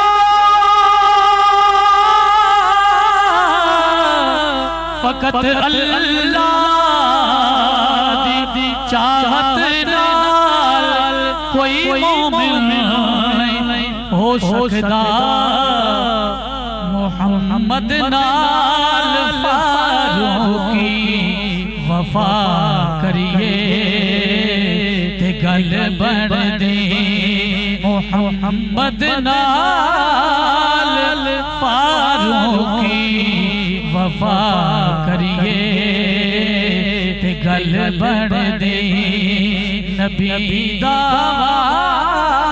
واسطہ دے کے دعا منگیے تے گل بن دی بہت خوبصورت کلام، بہت بہترین طریقے سے آپ نے پڑھا۔ جی علامت صاحب، میں جیسے کہ امام حسن علیہ السلام کے ظہور کی نسبت آج ہم جو ٹاپک ہم نے سٹارٹ کیا، پیر صاحب سے بھی پہلے ہماری بڑی خوبصورت گفتگو ہوئی اس پہ، تو ہم نے سوچا کیوں نہ آپ سے بھی تھوڑا اس بارے میں ہم علم لے سکیں، جتنا حاصل کر سکتے ہیں علم ہم اس بارے میں لیں گے آپ سے۔ مجھے یہ بتائیے گا کہ جیسے ہمیں کئی لقب ہیں امام حسن علیہ السلام کے، اور بہت سے ایسے القابات ہیں، جیسے سبز قبا ان کا ایک بے حد مشہور، ان کو جانے ہی سبز قبا کے نام سے جاتے ہیں، لیکن ایک ان کا لقب ہے ریحان مصطفیٰ۔ نبی پاک صلی اللہ علیہ وآلہ وسلم نے انہیں اپنا ریحان کہا، اس کے پیچھے کی ہسٹری اور یہ کیوں کہا، اس کے بارے میں بتائیے گا۔ اعوذ باللہ من الشیطان الرجیم، بسم اللہ الرحمن الرحیم۔ سب سے پہلے تو میں سب کو بالخصوص آپ کو اور اس چینل کے تمام ممبران کو اور تمام ویورز کو مبارکباد پیش کرتا ہوں، آپ کو بھی بہت مبارک کہ رسول اکرم صلی اللہ علیہ وآلہ وسلم کی حویلی میں وہ ذات اتری ہے کہ جس نے رسول اللہ پر لگے ہوئے ابتری کے تانے کو دور کیا ہے۔ دشمنوں نے، مشرکوں نے یہ کہا تھا معاذ اللہ یہ ابتر ہیں، اب ان کی کوئی اولاد نہیں ہے، چونکہ بیٹے سارے پروردگار نے واپس لے لیے تھے، تو امام حسن مجتبیٰ علیہ السلام کی آمد جو ہے بحیثیت فرزند رسول اس ابتری کے داغ کو دھونے کا پہلا عمل ہے۔ حسن مجتبیٰ یعنی قرۃ عین الرسول، یعنی ثمرۃ فواد النبی، ریحان مصطفیٰ جس کی آپ نے بات کی، رسول اکرم صلی اللہ علیہ وآلہ وسلم یہ فرمایا کرتے تھے کہ حسن میرا ریحان ہے۔ اچھا، ریحان کا ترجمہ کرتے ہوئے ڈاکٹر صاحب اس کا ترجمہ کیا گیا کہ رسول اکرم صلی اللہ علیہ وآلہ وسلم نے فرمایا کہ یہ میرا پھول ہے، لیکن یہ بات یاد رکھنے کے لائق ہے کہ ریحان ہر پھول کو نہیں کہتے۔ جی جی، ایک پودا ہوتا ہے جسے تلسی کہا جاتا ہے، ہمارے ہاں اس کا نام نازبو ہے، جی جی، آپ نے سنا ہوگا۔ جی جی، یہ جو نازبو کا پھول ہوتا ہے، جو تلسی کا پھول ہوتا ہے، اسے عربی میں ریحان کہا جاتا ہے۔ یعنی ہر پھول نہیں کہ چنبیلی کا پھول ہے یا گلاب کا پھول ہے یا گٹا ہے، ایک اسپیسیفک نیم ہے، یہ ایک اسپیسیفک نیم ہے۔ تلسی کا جو پھول ہے، جی جی، جو نازبو کا پھول ہے، اسے عربی میں ریحان کہا جاتا ہے۔ اچھا، رسول خدا صلی اللہ علیہ وآلہ وسلم ظاہر ہے کہ یہ وہ ذات ہیں کہ جو مالک نہج البلاغہ کو لعاب دہن کی گھٹی دینے والے ہیں، تو ان کی اپنی فصاحت اور بلاغت کا معیار کیا ہوگا۔ رسول اکرم صلی اللہ علیہ وآلہ وسلم جب کوئی لفظ بولتے ہیں تو وہ اتنا سادہ نہیں ہوتا، اس کی گہرائی میں اترنے کی ضرورت ہوتی ہے، اس لیے کہ اس زبان سے جاری ہوا ہے۔ ہم جیسے کم علم اور لا علم لوگ جو ہیں جب بات کرتے ہیں تو کوشش کرتے ہیں کہ وہ ذو معنی عین ہو، کہ اس میں دو معنی کم از کم تو پائے جاتے ہیں، ایک ظاہری اور ایک باطنی۔ تو جہاں فصاحت اور بلاغت کا کعبہ گفتگو کر رہا ہو تو اس کے لفظ اتنے سادہ نہیں ہوتے کہ آپ محض لغت سے دیکھیں اور اس کا ترجمہ کر دیں۔ تو ریحان جو ہے بالخصوص وہ صرف پھول کو نہیں کہتے۔ جی، اچھا، اتنے پھولوں میں رسول اکرم صلی اللہ علیہ وآلہ وسلم نے حسن مجتبیٰ علیہ السلام کو ریحان سے نسبت کیوں دی ہے؟ تو ریحان میں کوئی خاصیت ہونی چاہیے جو دوسرے پھولوں میں نہیں ہے۔ تو میں آپ کو عرض کرتا ہوں کہ یہ جو تلسی کا پودا ہے، اس پہ جو پھول لگتا ہے اور جسے نازبو کہتے ہیں، جسے عربی میں ریحان کہتے ہیں، اس کی بہت ساری کوالٹیز ہیں۔ ویسے بھی آپ ڈرمٹولوجسٹ ہیں، ایک میں آپ کے لیے بھی ایک تحفہ فکری اس کے اندر ہے۔ تلسی وہ واحد پودا ہے، ہندو جو ہیں اس کی پوجا کرتے ہیں۔ بالکل، جی جی۔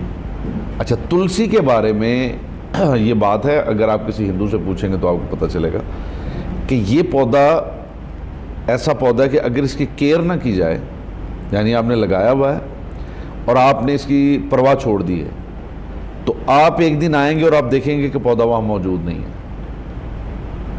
یعنی یہ پودا باقاعدہ طور پہ اگر آپ اس کی طرف متوجہ نہیں ہوتے، آپ اس کی کیئر نہیں کرتے، توجہ نہیں کرتے، تو یہ وہاں سے بالکل ہی غائب ہو جاتا ہے اور پتہ بھی نہیں چلتا کہ کب اور کہاں یہاں وہ تھا اور کب وہ نہیں ہے۔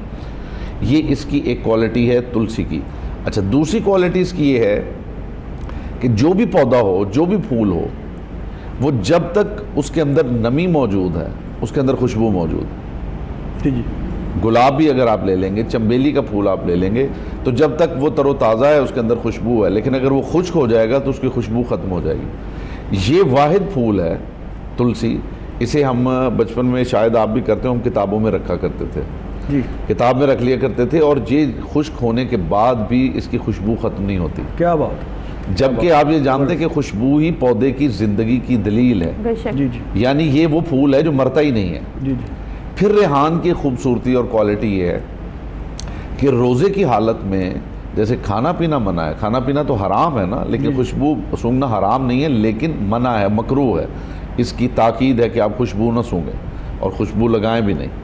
تو جو لوگ لگا کے آتے ہیں، اب وہ تو خیر ظاہر ہے یہ بات پہنچے گی تو شاید ان کی بھی اصلاح ہو جائے اس میں، یعنی اس میں منع کیا گیا ہے، جیسے تیل سر پہ لگانا، جیسے آنکھوں میں سرما لگانا، اس سے روزہ باطل تو نہیں ہوتا، لیکن کراہت ہے، اس کی تاکید ہے کہ یہ بھی آپ مت کریں، ٹھیک ہے۔ اچھا، خوشبو سونگھنا روزے میں اس سے روکا گیا ہے۔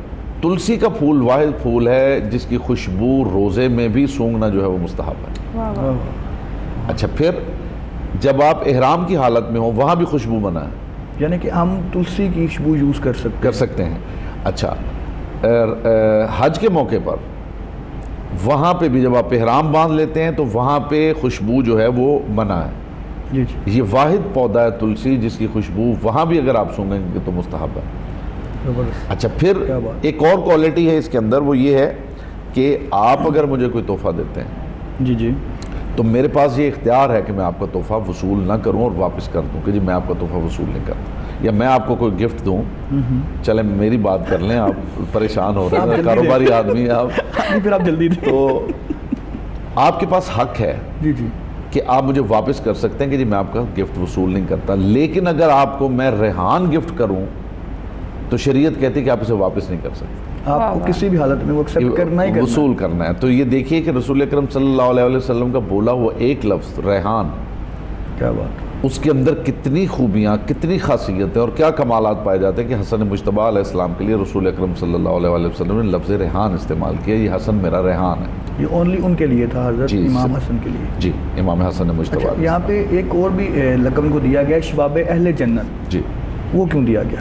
دیکھیے رسول اکرم صلی اللہ علیہ وسلم جب یہ بظاہر بچے تھے، میں لفظوں میں بڑا محتاط ہوں، میں بچے انہیں کہتے ہوئے میرا اتنا حوصلہ نہیں کہ میں نے بچہ کہہ سکوں، اس لیے کہ یہ وہ خاندان ہے کہ جو گہوارے میں گفتگو کرنے والے لوگ ہیں، جو گہوارے میں ہدایت کرنے والے لوگ ہیں، تو انہیں بچہ کہنا وہ میرے اندر اتنا حوصلہ نہیں ہے. میں بظاہر کا لفظ استعمال کرتا، کسی میں بھی حوصلہ کسی میں بھی نہیں نہیں، ہے، ہونا چاہیے بھی نہیں، ہونا چاہیے بھی نہیں.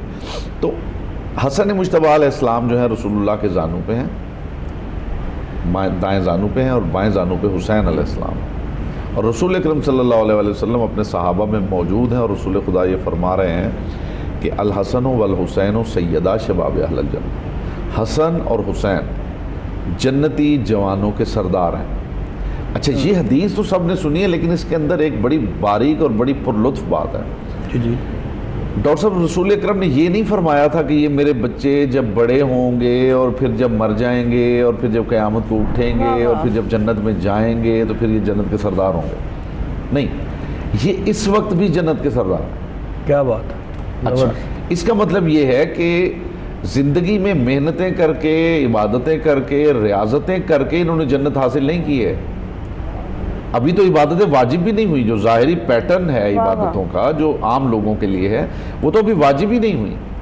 لیکن یہ بچے اور رسول خدا فرما رہے ہیں یہ دونوں جنت کے سردار ہیں، جنتی جوانوں کے سردار ہیں، بنیں گے نہیں، یہ اس وقت بھی ہیں. آلریڈی ابھی کوئی ان پہ کوئی عبادت فرض نہیں ہے، کوئی ذمہ داری نہیں ہے، ذمہ داری ابھی تک وہ ہیں. ٹھیک ہے، بظاہر جو ہے وہ سن بلوغ نہیں ہے جسے شریعت کہتی ہے، وہ نہیں. اس کے باوجود رسول اکرم صلی اللہ علیہ وسلم جو ہیں وہ یہ فرما رہے ہیں کہ یہ دونوں جنت کے سردار ہیں. سبحان اللہ. اس حالت میں بھی یہ جنت، اس کا مطلب ہے کہ جنت انہوں نے ریاضتوں سے نہیں لی ہے، جنت عبادتیں کر کے نہیں لی ہے. یہ بالکل ایسے ہی جیسے جناب عیسیٰ علیہ السلام ابھی گہوارے میں ہیں اور یہ فرما رہے ہیں انی عبداللہ آتانی الکتاب وجعلنی نبیہ، میں اللہ کا عبد ہوں اور نبی بن کے آیا ہوں.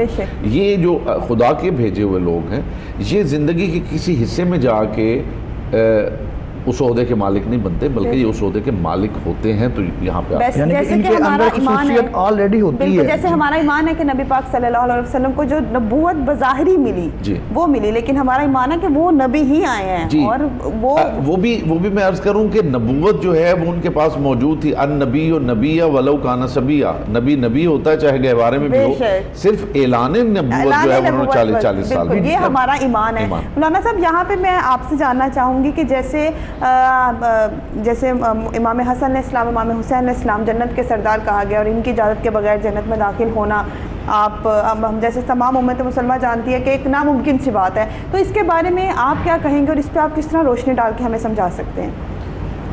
ماشاءاللہ موسیٰ قبل مظاہری صاحب نے بڑا اچھا مقام امام حسن بیان کیا. اور یہ گھرانہ ان کا سٹیٹس جس طرح اب ہم قرآن کریم کو ہی دیکھیں، فرمائیں گے اہدنا الصراط المستقیم. اکثر مفسرین کہتے ہیں کہ اہدنا الصراط المستقیم سے کیا مراد ہے؟ اہل بیت مراد ہے. بے شک بے شک. پھر وہ وابتغوا الیہ الوسیلہ، وسیلہ تلاش کرو، اس سے مراد اہل بیت اطہار. بے شک. پھر کہیں اللہ تعالیٰ فرمائے یطہرکم تطہیرا، ایسی پکیزگی عطا فرما دوں کہ جس کی مثال نہ ملے.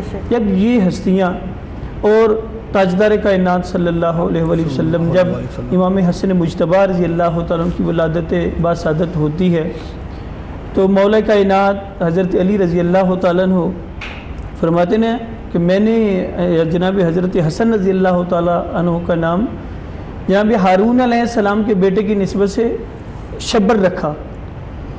تو تاجدار کائنات صلی اللہ علیہ وسلم نے فرمایا مجھے اللہ کی طرف سے حکم ہوا ہے کہ اس کا نام حسن رکھو.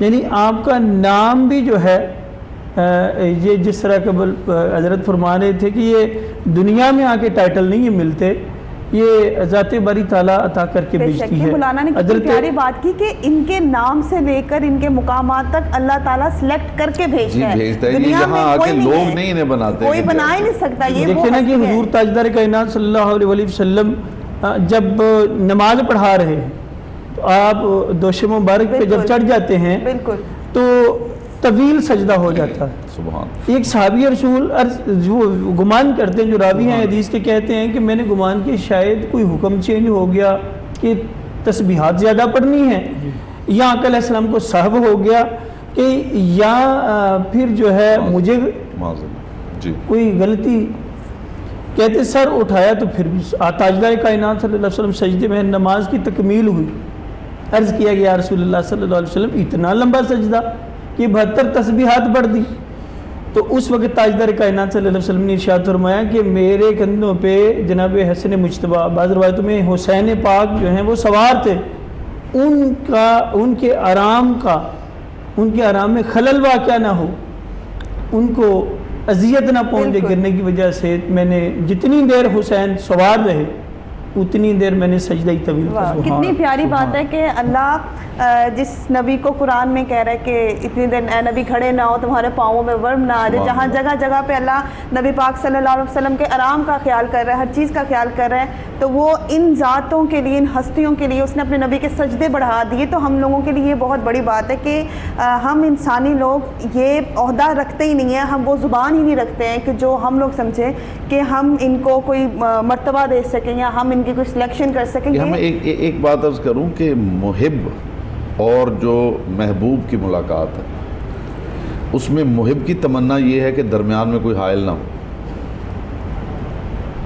محب محبوب کے ساتھ اس کی جو ملاقات ہے اس میں وہ یہ چاہتا ہے کہ درمیان میں کوئی حائل نہ ہو، بس میں ہوں اور محبوب۔ سبحان اللہ۔ یہاں کائنات کا سب سے بڑا محب اور کائنات کا سب سے بڑا محبوب آپس میں محفل گفتگو ہے، اور جو محب ہے وہ یہ چاہتا ہے کہ وہ محبوب کی جو ملاقات ہے اس کو حسین علیہ السلام کے اس بیٹھنے پر قربان کر رہا ہے کہ اے میرے حبیب گفتگو چھوڑ، حسین کو بیٹھنے دے۔ اس پہ ہم ذرا ہم اپنے ٹاپک کی طرف دوبارہ آئیں گے۔ اس پہ ٹاپک وہ ہے کہ ہم بات کرتے رہیں گے، ٹائم ختم ہوگا لیکن اس پہ باتیں ختم نہیں ہوگی۔ ایسے بھی ہم لوگوں ابھی ہمیں جوائن کیا ہے، ان کو ڈسکس کر سکیں۔ بالکل، ایک نعت خواں ہے، انہوں نے ہمیں جوائن کیا ہے، قاری محمد شکیر ہمدانی۔ میں معذرت چاہتی ہوں اگر میں کہیں پہ آپ کے نام میں کوئی تلفظ میں کوئی غلطی کر جاؤں تو، کیونکہ ایکچوئل ہمارے ساتھ ہوتا ہی ہے کہ نعت خواں بیک ٹو بیک کافی زیادہ ہوتے ہیں، تو وہ ایک نا زبان کے اندر وہ رہتا ہی نہیں ہے کہ میں پرفیکشن سے بول پاؤں۔ لیکن خیر آپ سے بہت شکریہ ادا کروں گی آپ کا کہ آپ یہاں آئے، آپ تشریف لے کر آئے، اور آپ ہمیں جو بھی کلام یا جو بھی نعت سنائیں گے ہم چاہیں گے کہ آپ ہمیں کچھ نہ کچھ سنا دیں۔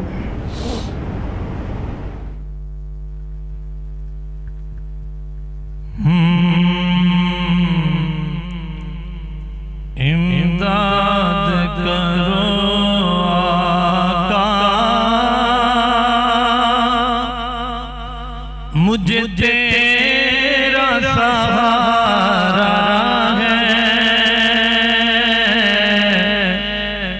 امداد کرو آقا، مجھے تیرا سہارا ہے، دکھ درد مصیبت میں تجھ کو ہی پکارا ہے، دکھ درد مصیبت میں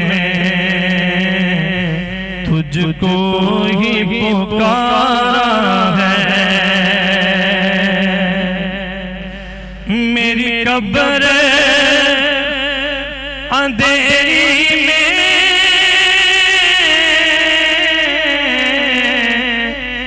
سرکار بھی آئیں گے، میری قبر اندھیری میں سرکار بھی آئیں گے، دیدار نبی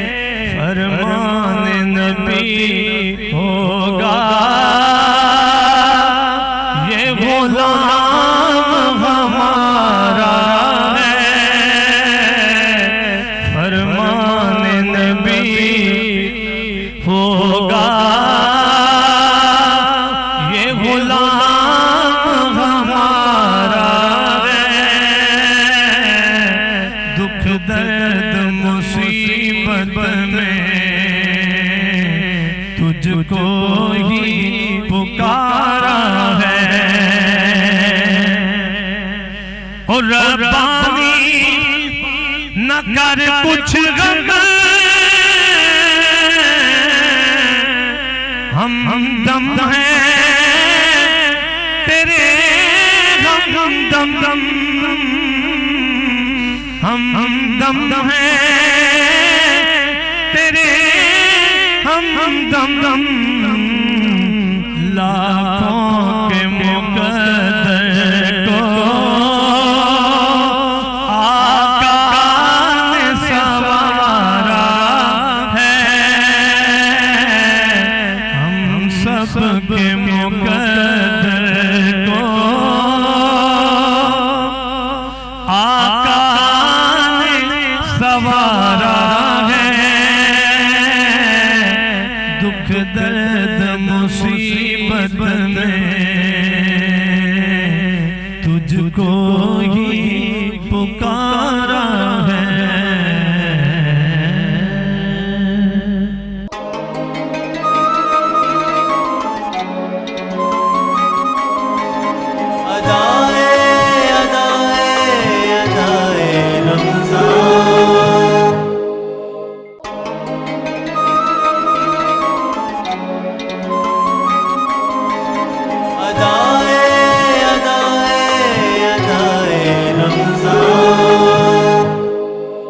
حسن کو دیکھ کر مہر نبوت پر کہتے تھے لوگ، محمد اپنا ہی بچپن اٹھائے پھرتے ہیں۔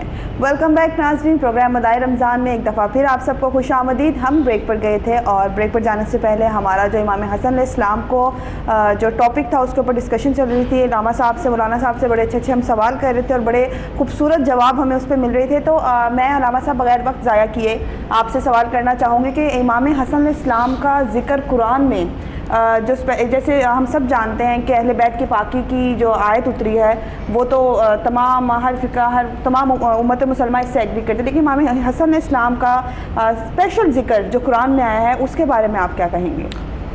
دیکھیے، بائے بسم اللہ سے سینے ورناس تک اگر آپ قرآن کا مطالعہ کریں تو یوں لگتا ہے جیسے پروردگار ذکر ہی ان کا کرنا چاہتا ہے۔ بے شک۔ مرج البحرین یلتقیان بینہما برزخ لا یبغیان یخرج منہما اللؤلؤ والمرجان فبأی آلاء ربکما تکذبان۔ پروردگار یہ ارشاد فرما رہا ہے کہ میں نے دو دریاؤں کو ملا دیا ہے اور ان کے درمیان ایک پردہ ہے جو دونوں کو ایک دوسرے پہ غالب نہیں آنے دیتا، وَيَخْرُجُ مِنْهُمَ اللُّؤْلُؤُ وَالْمَرْجَانُ، اور ان دو دریاؤں کے ملنے سے لولو اور مرجان پیدا ہوتے ہیں۔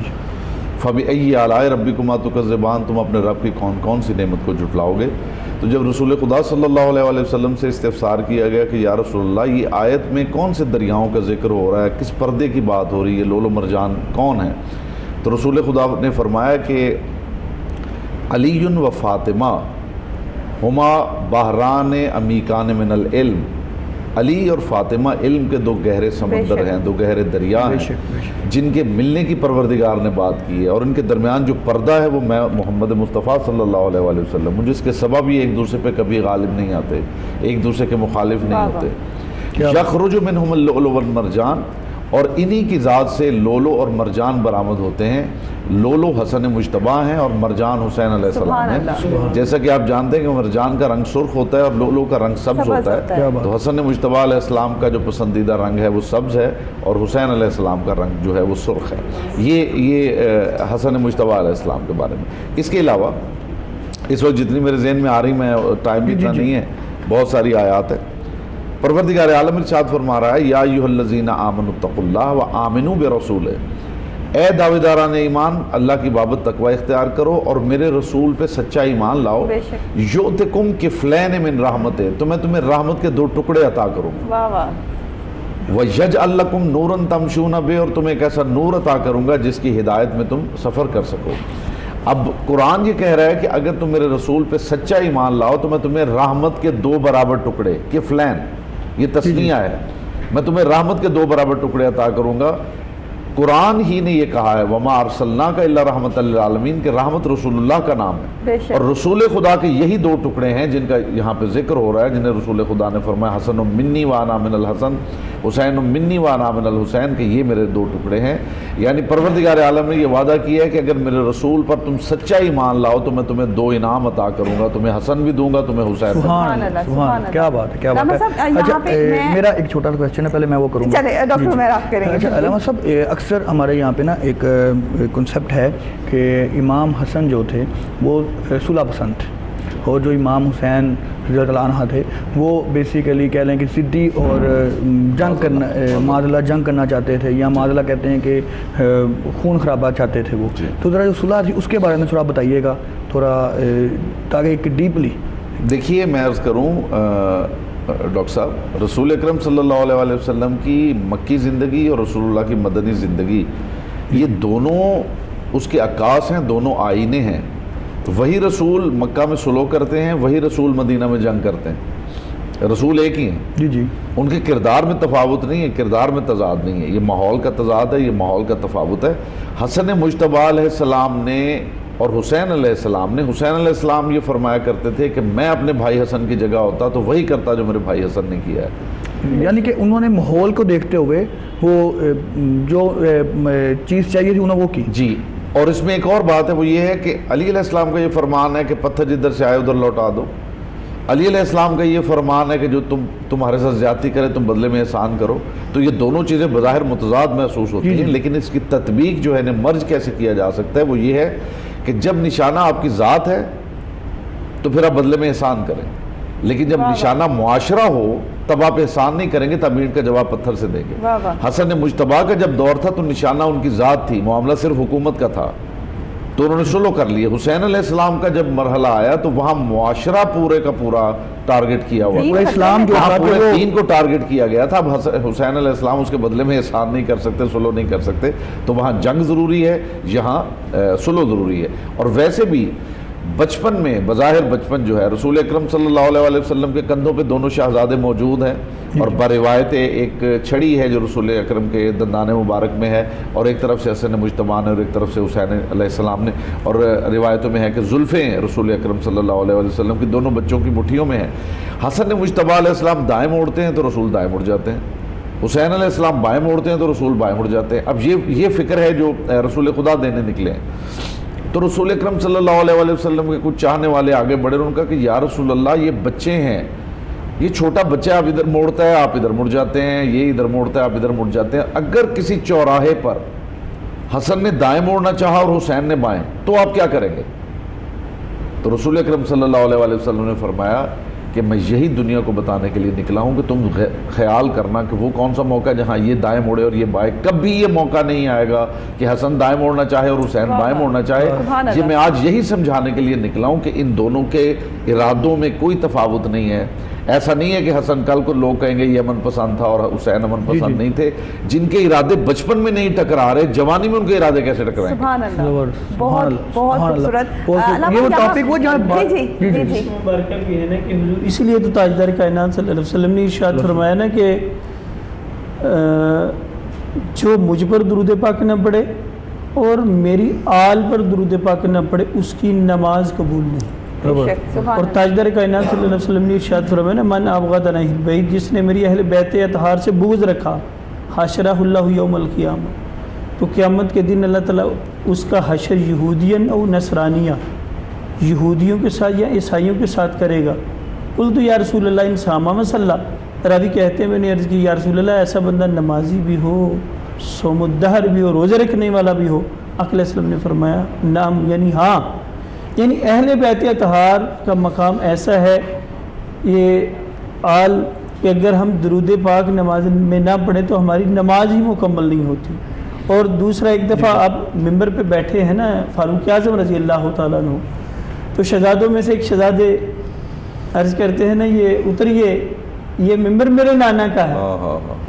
تو امامہ پہنا ہی فاروق اعظم رضی اللہ تعالیٰ نے، علامہ ابن عساکر علیہ رحمہ بڑی پیاری روایت نقل کرتے ہیں، امامہ پیچھے کر کے تو سر کے بالوں کے اوپر فاروق اعظم ہاتھ رکھ کے کہتے ہیں آپ تو کہتے ہیں ممبر میرے نانا کا ہے، خدا کی قسم یہ جو مجھے بال عطا کیے ہیں یہ بھی تیرے نانا کے دیے ہوئے. سبحان اللہ سبحان اللہ. یعنی صحابہ کرام علیہم رضوان جو ہیں وہ اہل بیت اطہار امام حسن اور حسین کے ساتھ کتنی والہانہ محبت کرتے ہیں.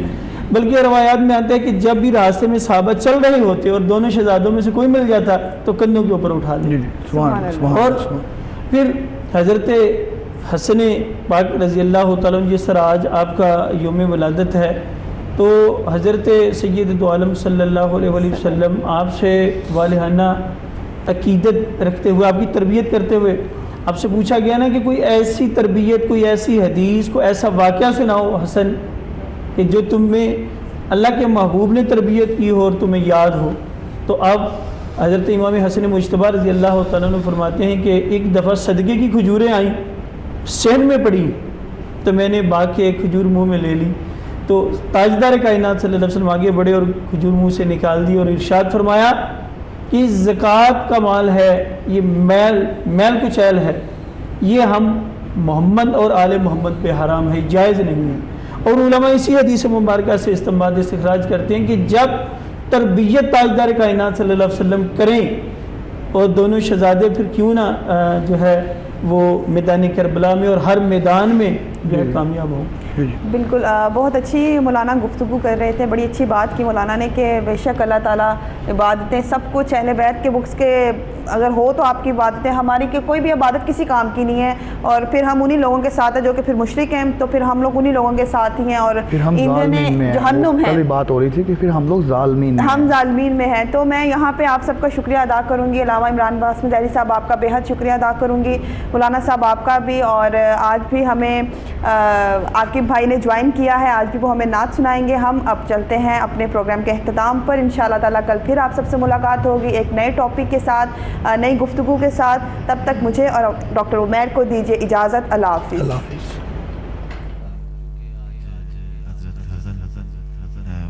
مجتبیٰ آپ کا یوم ولادت ہے تو اسی حوالے سے چند اشعار.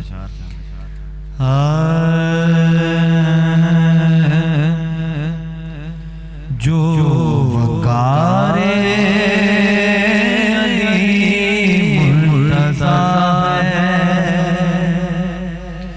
جو وقار علی مرتضیٰ ہے وہ امام حسن مجتبیٰ ہے وہ امام حسن مجتبیٰ ہے جو قرار مصطفیٰ ہے جو قرار مصطفیٰ ہے وہ امام حسن مجتبیٰ ہے. پر چندن کے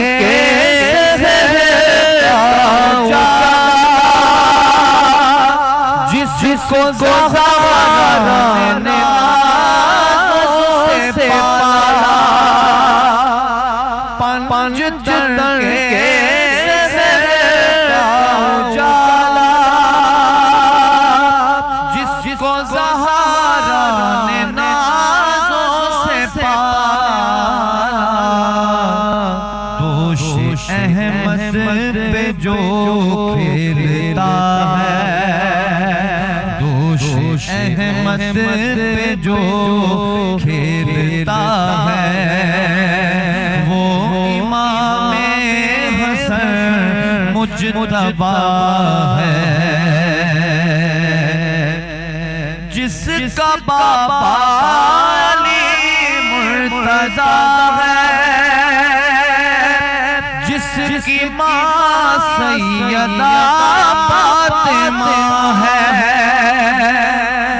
جس کا باپا علی مرتضیٰ ہے جس کی ماں سیدہ فاطمہ ہے جس کا نانا حبیب خدا ہے جس کا نانا حبیب خدا ہے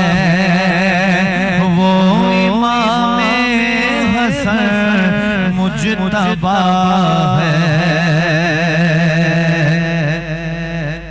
جس کا نانا حبیب خدا ہے، وہ امام حسن مجتبی ہے۔